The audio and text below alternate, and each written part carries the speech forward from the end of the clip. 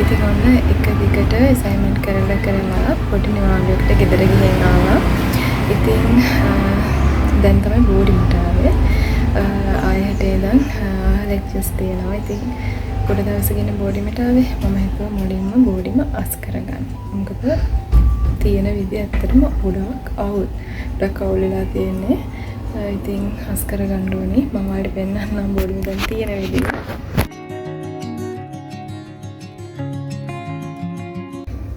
මේ විදියට තමයි දැන්ට බෝඩිම තියෙන්නේ. රූම් එක තියෙන්නේ.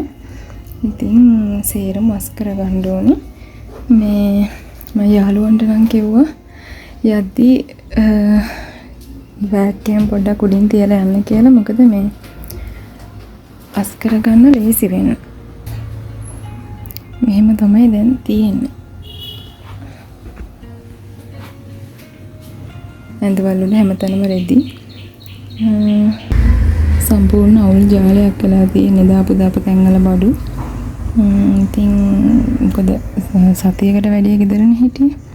ඒ නිසා ඉතින් මේ සේරම දැන් අස් කරන්න ඕන.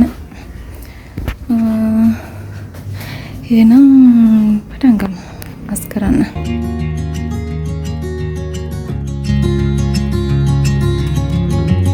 මේ ගෙවෙන්නේ කැම්පස් ලයිෆ් එකේ 3 වෙනි අවුරුද්ද. ඉතින් මේ අවුරුද්දේ තමයි මම බෝඩිමක ඉන්න ෆස්ට් ටයිම්. කලින් අවුරුදු දෙකම මට හොස්ටල් ලැබුණා. ඉතින් මේ අවුරුද්දේ අපේ ගොඩක් දෙනෙක්ට බෝඩින් වල තමයි ඉන්න උනේ. මොකද සීමිත පිරිසකට තමයි හොස්ටල් ලැබුණේ. බෝඩින් ලයිෆ් එක කොහොමද ගෙවෙන්නේ කියලා ඔයාලට වීඩියෝස් ගොඩක් ගේන්න මම ප්ලෑන් කරන් හිටියා.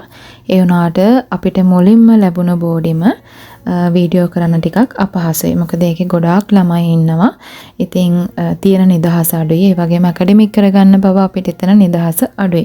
ඉතින් ඒ නිසා මට ඒ බෝඩිමේදී වීඩියෝ එකක් කරගන්න බැරි වුණා. ඊට පස්සේ අපි බෝඩිම මාරු කරා. දෙවනියට මාරු කරපු බෝඩිමේ තමයි දැන් මේ ඉන්නේ. ඉතින් මම මෙතන බෝඩිම නම් ගොඩක්ම කැමතියි. මොකද 3rd floor එකේ ඉන්නේ. මේ බෝඩිම නිදහස් මට. ඒ වගේම තමයි අපේ මමත් එක්ක යාළුවෝ 5 දෙනෙක් මේ රූම් එකේ ඉන්නවා. එයාලා ගොඩක් වෙලාවට ගෙදර යනවා. ඉතින් එතකොට මම තනියම තමයි බෝඩිමේ ඉන්නේ. අපි මේ බෝඩිමේ ඉන්නේ මාස 3ක් වගේ කාලයක්. ඉතින් මේ මාස 3ෙත් මේ වෙද්දි මාස 2ක් විතර ගෙවිලි ඉවරයි. මොකද ඇකඩමික් වැඩත් එක්ක ඇත්තටම ගොඩක් බිසි වෙලා හිටියේ. ඒ නිසා වීඩියෝස් කරගන්න බැරි වුණා. ඉතින් හිතුවා ඔයාලට අපේ බෝඩිම පෙන්නලා අපේ එක්සෑම් ඊළඟට පටන් ගන්නවා. ඉතින් මට එතකොට ඔයාලට වීඩියෝස් ගේන්න පුළුවන් නිදහසේ මෙතන ඉඳන්. මොකද මම එක්සෑම් දවස් ටිකේම බෝඩිමේ ඉන්නේ තනියම. ඉතින් මට තනියම ඉන්න නිසා net අයට කරදරයක් වෙන්නේ නැතුව බෝඩිමේ ඉඳන් ඔයාලට නිදහසේ වීඩියෝස් ගේන්න පුළුවන්. ඒ නිසා තමයි මම හිතුවේ රූම් එක ක්ලීන් කරගන්න වීඩියෝ එකේ ඉඳන් ඔයාලට ඉස්සරහට වීඩියෝස් ගේන්න.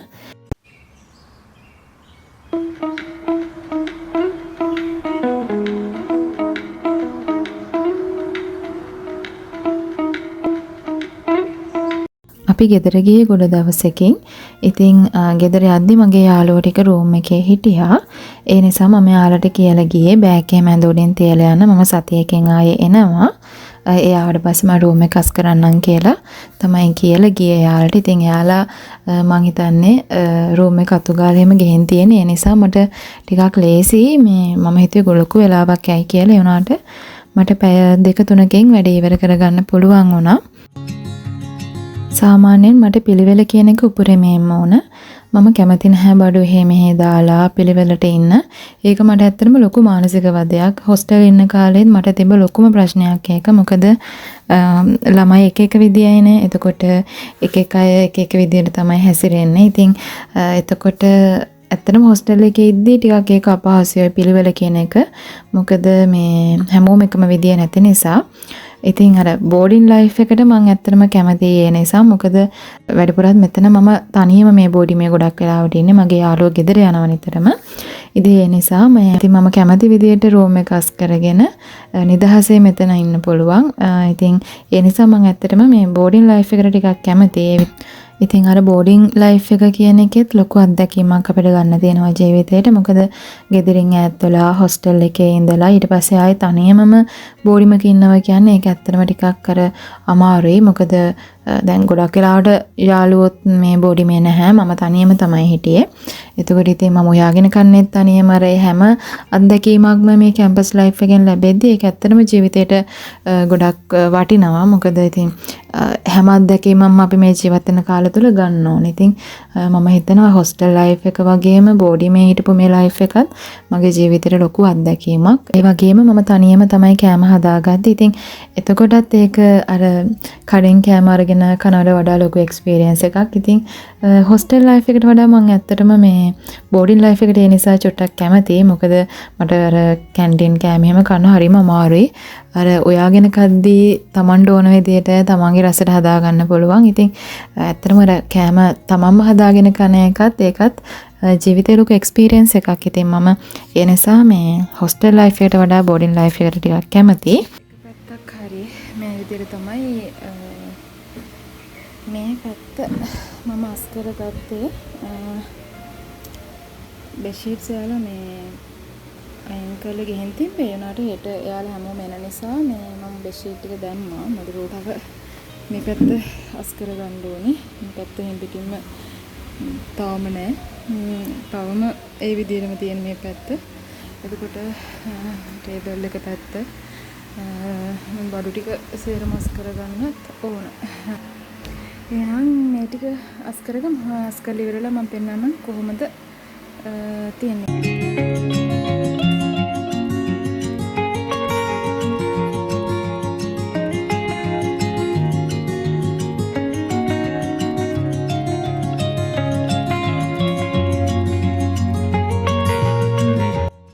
ඉතින් රූම් එක මේ විදිහට තමයි අස් කරලා ඉවර වුණේ.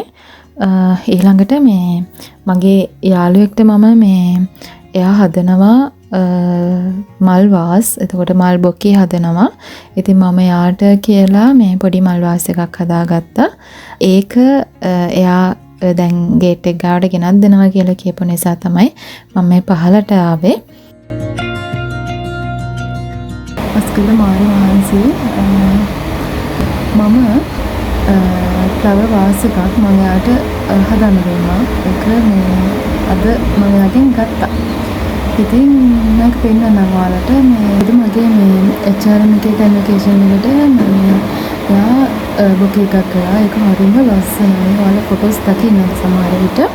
ඉතින් ඒ නිසා තමයි මම ඩිසයින් එක YouTube දැකපු එකක් මම යාට ෂෙයා කරලා ඒ විදිහට හදන්න එකක් දුන්නා. ඉතින් මම දැන් තමයි දකින්නේ මම දැන් ගත්තේ යාගෙන් එක. මම මේක ගත්තේ කියලා 400ට. මේ හැම ලස්සනට එයා කරනවා. බලමු කොහොමද කියලා.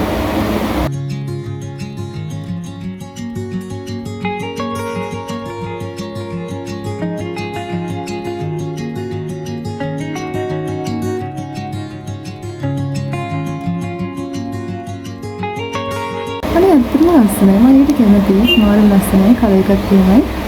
මේ ඉතින් කැමති කෙනෙක්ට මේ ඕඩර් කරගන්න පුළුවන්. මම එයාගේ මේ පේජ් එක දාන්නම්. මට පේජ් එක නම් මතක නැහැ. පේජ් එක දාන්නම් මම මේ ස්ක්‍රීන් එකේ.